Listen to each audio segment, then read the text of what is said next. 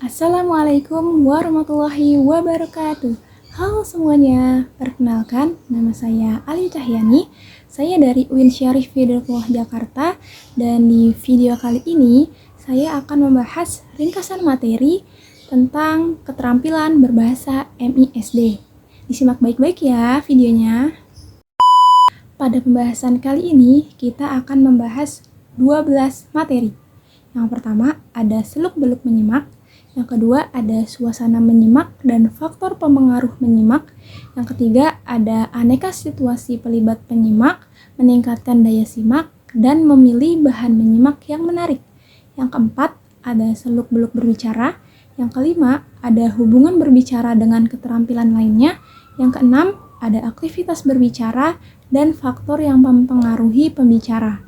Materi ketujuh, langkah retorika dan aksentuasi berbicara. Materi ke-8, keterampilan membaca. Materi ke-9, membaca nyaring dan membaca dalam hati. Materi ke-10, memahami membaca telaah dan telaah bahasa. Materi ke-11, seluk-beluk menulis. Dan materi terakhir yaitu keterampilan menulis. Oke, langsung saja kita masuk kepada materi inti. Disimak baik-baik ya penjelasannya. Nah, kita masuk kepada materi yang pertama, yaitu tentang seluk-beluk menyimak. Nah, yang pertama itu ada pengertian menyimak. Jadi kita harus tahu dulu pengertian menyimak itu apa. Nah, menyimak ini adalah suatu proses kegiatan mendengarkan lambang-lambang lisan dengan penuh perhatian, pemahaman, apresiasi, serta interpretasi untuk memperoleh informasi, menangkap isi, serta memahami makna komunikasi yang disampaikan oleh si pembicara melalui ujaran atau melalui bahasa lisan. Selanjutnya ada ragam menyimak. Nah, menyimak ini memiliki dua ragam, yaitu ada menyimak ekstensif dan menyimak intensif. Kalau menyimak ekstensif yaitu menyimak yang dilakukan di dalam kehidupan sehari-hari, seperti kita kalau misalnya menyimak televisi, menyimak radio, menyimak obrolan teman, menyimak obrolan bersama orang tua gitu. Itu termasuk ke dalam menyimak ekstensif. Nah, menyimak ekstensif ini dibagi menjadi 4, yaitu ada menyimak sekunder, menyimak sosial, menyimak estetika, dan menyimak pasif. Untuk ragam yang kedua yaitu menyimak intensif. Nah, menyimak intensif ini yaitu menyimak yang dilakukan secara sungguh-sungguh atau secara serius gitu. Contohnya seperti kita dalam menyimak materi yang guru berikan atau menyimak suatu kajian gitu. Nah, menyimak intensif dibagi lagi ke dalam 6 macam. Yang pertama ada menyimak kritis, yang kedua ada menyimak konsentratif, yang ketiga ada menyimak kreatif, yang keempat ada menyimak eksplorasif, yang kelima ada menyimak interrogatif, dan yang keenam ada menyimak selektif. Nah, selanjutnya kita harus tahu juga nih tujuan dari menyimak. Jangan sampai kita hanya menyimak tapi tidak tahu tujuannya gitu. Nah, tujuan menyimak itu ada 8. Yang pertama, menyimak untuk belajar. Yang kedua, menyimak untuk menikmati. Yang ketiga, menyimak untuk mengevaluasi. Yang keempat, menyimak untuk mengapresiasi. Yang kelima, menyimak untuk mengkomunikasikan ide-ide. Yang keenam, menyimak untuk membedakan bunyi-bunyi. Yang ketujuh, menyimak untuk memecahkan masalah. Yang kedelapan, meyakinkan dirinya gitu terhadap suatu masalah atau pendapat yang selama ini dia ragukan. Jadi kita ini menyimak untuk meyakinkan diri kita sendiri gitu dari pendapat yang selama ini kita ragukan. Nah, selanjutnya ada proses menyimak. Nah, ternyata proses menyimak ini memiliki beberapa tahapan gitu ya, sampai akhirnya kita bisa menanggapi suatu pembahasan, suatu obrolan yang kita dengar gitu. Yang pertama ada tahap mendengar. Nah, di sini kita pertama ini kita mendengar apa yang pembicara bicarakan gitu. Nah, terus kalau selanjutnya tahap kedua yaitu tahap memahami, di mana kita mencoba untuk memahami apa yang pembicara bicarakan. Yang ketiga tahap menginterpretasi. Nah, tahap menginterpretasi ini kita mencoba untuk menafsirkan obrolan yang sedang pembicara obrolin gitu. Yang keempat, tahap mengevaluasi. Setelah kita menafsirkan, kita mencoba untuk mengevaluasi, kita mencoba untuk menilai, melihat kelebihan dan juga kekurangan si pembicara. Nah, kalau misalnya kita sudah mengetahui kelebihan dan juga kekurangannya, barulah kita bisa ke tahap menanggapi, baru kita bisa menanggapi suatu pembahasan yang sedang dibahas tersebut. Nah, selanjutnya kita masuk kepada materi yang kedua, yaitu tentang suasana menyimak dan faktor pemengaruh menyimak. Yang pertama, kita bahas terlebih dahulu suasana menyimak. Nah, suasana menyimak ini dibagi lagi menjadi dua, yaitu ada suasana defensif dan ada suasana suportif. Suasana komunikasi defensif kerap kali ditimbulkan oleh pesan-pesan manipulatif yang mengimplikasikan evaluasi, pengawasan, siasat atau strategi, kenetralan, superioritas, dan kepastian dari pihak pembicara. Sedangkan kalau suasana komunikasi suportif atau suasana komunikasi yang bersifat mendukung atau menunjang justru timbul dari pesan-pesan yang mengimplikasikan deskripsi atau pemberian, orientasi masalah, spontanitas, empati, ekualitas atau kesamaan, dan profesionalisme pada pihak pembicara. Oke, setelah tadi kita membahas tentang suasana menyimak, nah ini kita masuk kepada pembahasan yang kedua, yaitu tentang faktor pemengaruh menyimak gitu. Jadi di sini itu ada 8 faktor yang bisa mempengaruhi seseorang dalam menyimak gitu ya.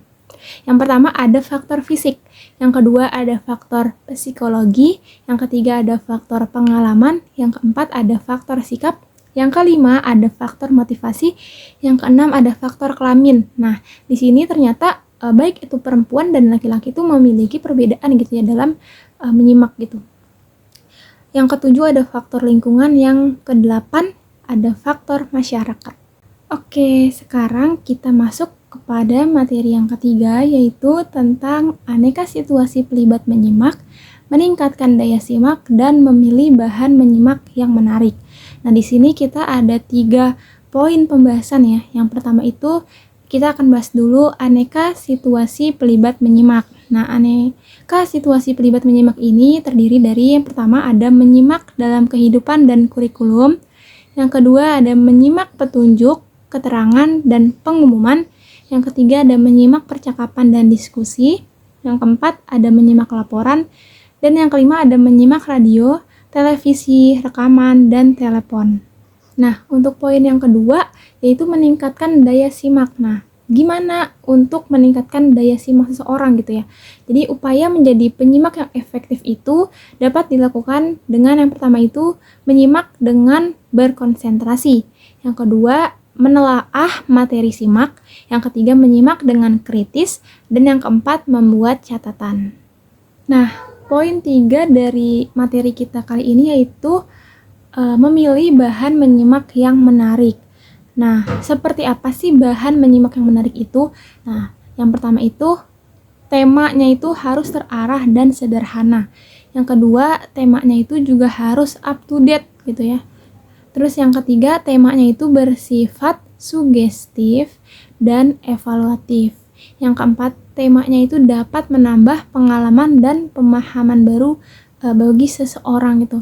Yang kelima, pembicaraan harus dapat menghibur, jadi tidak monoton gitu ya. Ada hiburan-hiburannya sedikit gitu. Nah, yang keenam, temanya itu harus bersifat motivatif. Yang ketujuh, komunikasi 2 arah, dan yang kedelapan, bahasa yang digunakannya itu sederhana dan mudah dimengerti. Oke, selanjutnya kita masuk kepada materi kita, yaitu yang keempat, ada seluk-beluk berbicara. Di sini ada pengertian berbicara. Berbicara adalah suatu alat untuk mengomunikasikan gagasan-gagasan yang disusun serta dikembangkan sesuai dengan kebutuhan-kebutuhan sang pendengar atau si penyimak. Kemudian ada juga pengertian berbicara sebagai suatu keterampilan.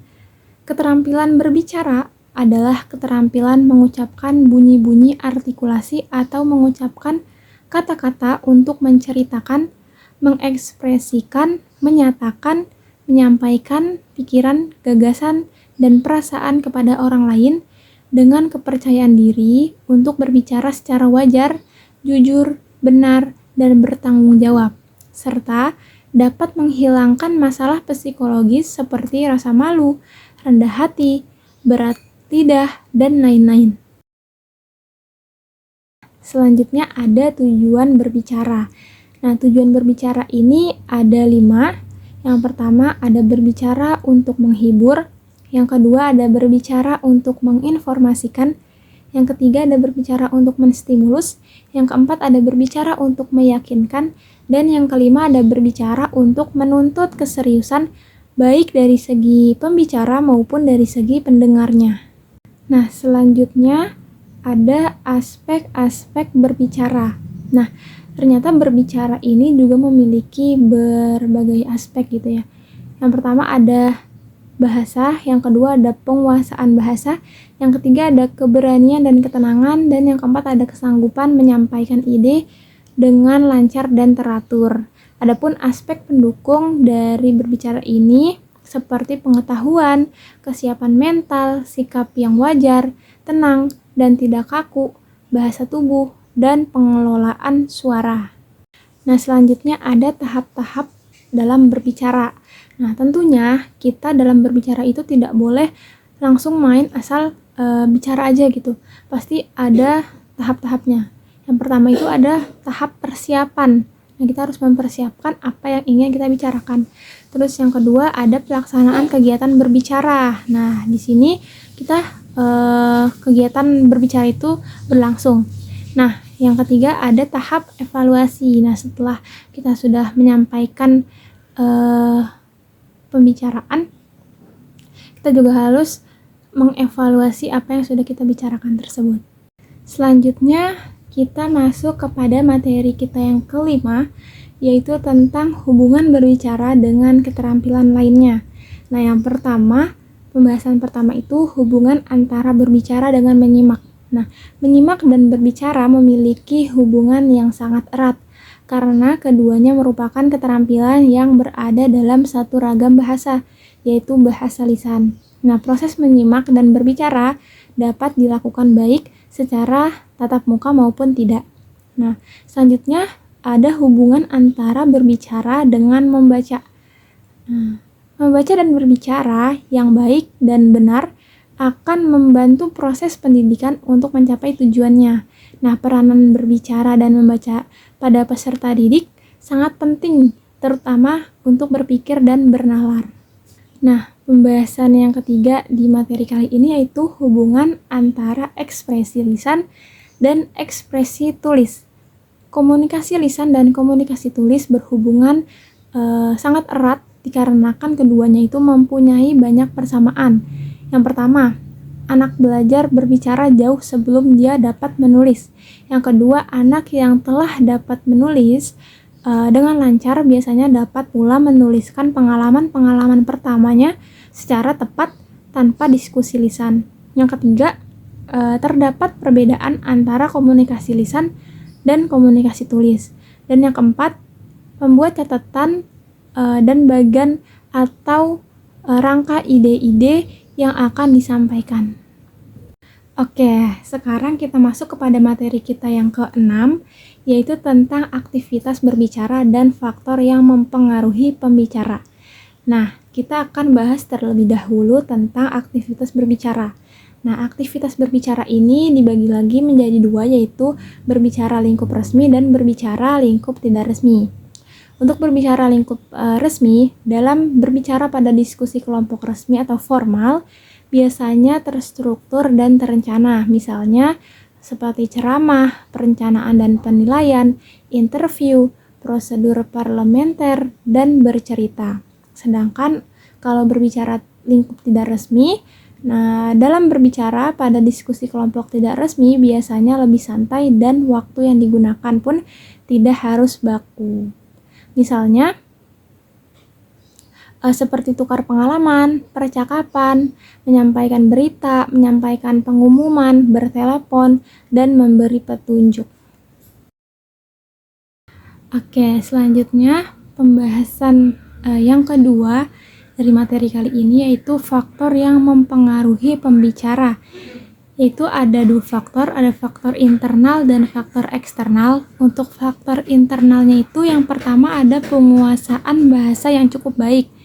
Yang kedua ada bahasa, yang ketiga ada keberanian dan ketenangan, yang keempat ada kesanggupan menyampaikan ide dengan lancar dan teratur. Sedangkan untuk faktor eksternalnya itu ada 3, yaitu ada bahasa, sarana, dan interaksi. Oke, sekarang kita masuk kepada materi kita yang ke-7, yaitu tentang langkah, retorika, dan aksentuasi berbicara. Nah, kita akan bahas terlebih dahulu tentang langkah-langkah berbicara. Nah, langkah-langkah berbicara ini ada 3 ya teman-teman. Ada tema, materi, dan juga draft. Nah, untuk tema ini adalah topik atau subjek utama dari suatu pembicaraan. Nah, kalau materi adalah isi atau konten dari tema yang dipilih oleh si pembicara yang nantinya akan dibahas. Terus yang ketiga ada draft. Nah, draft ini adalah naskah atau rencana yang dibuat untuk memulai suatu pembicaraan. Nah, draft ini termasuk ke dalam langkah persiapan untuk melakukan pembicaraan karena berisi tentang susunan kata dan ide-ide yang hendak disampaikan. Nah, selanjutnya pembahasan kedua pada materi kali ini yaitu tentang keterampilan berbicara retorika dan aksentuasi. Yang pertama, keterampilan berbicara retorika. Retorika merupakan ilmu yang mempelajari tentang kaidah-kaidah penyampaian pesan yang efektif, baik melalui tulisan ataupun lisan yang bertujuan untuk mempengaruhi khalayak. Nah, yang kedua ada keterampilan berbicara aksentuasi. Aksentuasi berkaitan dengan ekspresi yang menerjemahkan emosi yang dikeluarkan oleh pembicara, sehingga memerlukan perasaan yang tepat. Nah, aksentuasi ini merupakan suatu homonim karena arti-artinya ini memiliki sebuah ejaan dan pelafalan yang sama, namun maknanya ini berbeda. Selanjutnya kita masuk kepada materi kita yang ke-8, yaitu tentang keterampilan membaca. Yang pertama ada pengertian membaca. Membaca adalah suatu proses yang dilakukan serta dipergunakan oleh pembaca untuk memperoleh pesan yang hendak disampaikan oleh penulis melalui media kata-kata atau bahasa tulis. Nah, selanjutnya ada tujuan membaca. Menurut Marrow, pada bukunya tahun 1981, mengatakan bahwa tujuan membaca ialah untuk mencari informasi. Yang pertama ada kognitif dan intelektual, yakni yang digunakan seseorang untuk menambah keilmiahannya sendiri. Yang B ada referensial dan faktual, yakni yang digunakan seseorang untuk mengetahui fakta-fakta yang nyata di dunia ini. Dan yang C afektif dan emosional, yakni yang digunakan seseorang untuk mencari kenikmatan dalam membaca. Selanjutnya, pembahasan yang ketiga pada materi ini yaitu membaca sebagai suatu keterampilan. Keterampilan membaca adalah keterampilan yang secara mekanik dan teknis bertujuan untuk memberikan instruksi kepada siswa mengenai bagaimana cara mengubah tulisan, kata, dan kalimat menjadi bunyi-bunyi bahasa. Selanjutnya ada pun aspek-aspek dalam membaca ini ada 2, yaitu keterampilan yang bersifat mekanis dan keterampilan yang bersifat pemahaman. Selanjutnya kita masuk kepada materi yang ke-9, yaitu membaca nyaring dan membaca dalam hati. Kita akan bahas terlebih dahulu tentang membaca nyaring. Adapun pengertian membaca nyaring yaitu suatu aktivitas atau kegiatan yang merupakan alat bagi guru, murid, atau pembaca bersama-sama dengan orang lain atau pendengar untuk menangkap serta memahami informasi, pikiran, dan perasaan seorang pengarang. Nah, jenis-jenis membaca nyaring ini ada membaca bergilir dan membaca terpadu. Nah, setelah kita membahas tadi tentang membaca nyaring, nah kita masuk kepada materi membaca dalam hati. Yang pertama pembahasannya itu tentang pengertian membaca dalam hati. Membaca dalam hati merupakan keterampilan membaca yang sebenarnya. Sebagai keterampilan komunikasi tulisan, sebagai keterampilan mengubah wujud tulisan menjadi wujud makna, sebagai keterampilan menangkap pokok-pokok pikiran dari bahan bacaan. Nah, ada juga jenis-jenis membaca dalam hati. Yang pertama ada membaca ekstensif, dan yang kedua ada membaca intensif. Nah, sekarang kita masuk kepada materi kita yang ke-10, yaitu tentang memahami membaca telaah dan telaah bahasa. Yang pertama ada membaca telaah isi. Membaca telaah isi ini menuntut pembaca untuk terampil menelaah isi bacaan secara mendalam. Membaca telaah isi suatu bacaan menuntut ketelitian, pemahaman, kekritisan berpikir, serta keterampilan menangkap ide-ide yang tersirat dalam bahan bacaan. Nah, jenisnya dari membaca telaah isi ini ada membaca teliti, membaca pemahaman, membaca kritis, dan membaca ide. Selanjutnya, membaca telaah bahasa. Membaca telaah bahasa yakni suatu kegiatan membaca yang menuntut adanya pemahaman yang mendalam terhadap bahasa yang membangun bacaan. Nah, jenis dari membaca telaah bahasa ini yaitu membaca bahasa dan membaca sastra. Nah, sekarang kita masuk kepada materi kita yang ke-11, yaitu tentang seluk-beluk menulis. Ada pembahasan pertama yaitu pengertian menulis. Menulis adalah suatu bentuk ekspresi atau tindakan untuk menyampaikan pemikiran, gagasan, atau informasi melalui sebuah tulisan. Adapun fungsi sebuah tulisan yaitu ada fungsi personal, fungsi instrumental atau direktif, adapun fungsi interaksional, ada juga fungsi informatif dan fungsi estetis. Selanjutnya ada tujuan tulisan. Yang pertama itu untuk memberitahukan atau mengajar. Yang kedua untuk meyakinkan atau mendesak. Yang ketiga untuk menghibur atau menyenangkan. Yang keempat, untuk mengekspresikan perasaan dan emosi. Dan yang terakhir ada ragam tulisan. Nah, ragam tulisan ini ada narasi, eksposisi, deskripsi, argumentasi, dan persuasi. Nah, sekarang kita masuk kepada materi kita yang terakhir, materi ke-12, yaitu tentang keterampilan menulis. Yang pertama ada tulisan bernada akrab. Tulisan pribadi adalah suatu pernyataan dari gagasan-gagasan serta perasaan-perasaan kita mengenai pengalaman kita yang ditulis, baik bagi kesenangan kita sendiri maupun bagi kepentingan dan kenikmatan sanak keluarga atau sahabat karib. Yang B ada tulisan bernada penerangan. Biasanya nada tulisan yang seperti ini bersifat informatif, bernada memberi penerangan kepada orang lain, dan nada informasi ini biasanya menghasilkan tulisan yang bersifat deskriptif. Nah, pembahasan yang ketiga yaitu tulisan bernada penjelasan. Tulisan bernada penjelasan ini bersifat eksposisi sebagai tulisan informatif, tulisan yang bernada penerangan. Tujuan dari tulisan bernada penjelasan ini adalah memberikan penjelasan atau pemahaman kepada pembaca. Dan yang D ada tulisan bernada mendebat. Tulisan persuasif adalah tulisan yang dapat menarik perhatian pembaca, dapat menggugah minatnya, dan dapat meyakinkan bahwa pengalaman membaca merupakan sesuatu yang sangat penting. Dan pembahasan terakhir di materi kali ini yaitu tentang tulisan bernada mengkritik. Menulis dengan nada kritis akan menghasilkan tulisan sastra.